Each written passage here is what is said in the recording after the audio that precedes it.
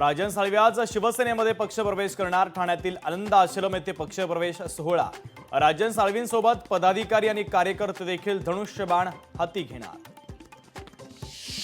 भाजप म्हणतं डाग अच्छे है। ऑपरेशन टायगरवर आदित्य ठाकरेंची टीका।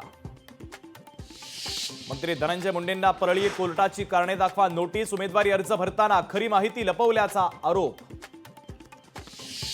उपमुख्यमंत्री आणि बीडचे पालकमंत्री अजित पवारांनी भाजप आमदार सुरेश धस यांची भेट टाळली। धस यांना अजित पवारांनी भेटीची वेळ दिली नाही, तर धस आता पीएच्या माध्यमातून अजित पवारांना पत्र पाठवणार। विधानसभा निवडणुकीतील घोटाळे समोर आणणार आदित्य ठाकरेंचं वक्तव्य। महाराष्ट्रामध्ये 47 लाख मतदार वाढले, त्याबाबत निवडणूक आयोगाने स्पष्टीकरण न दिल्याचा आदित्य ठाकरेंचा आरोप।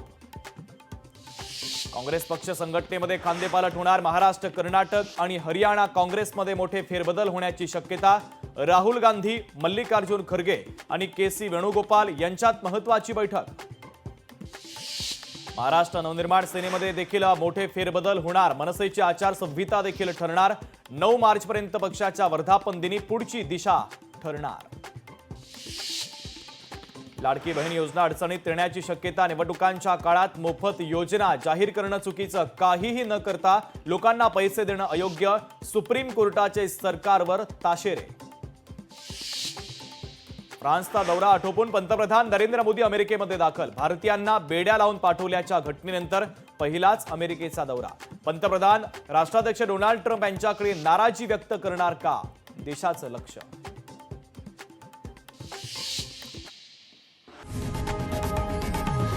लोकशाही मराठी ऐका, पहा, जागरूक रहा।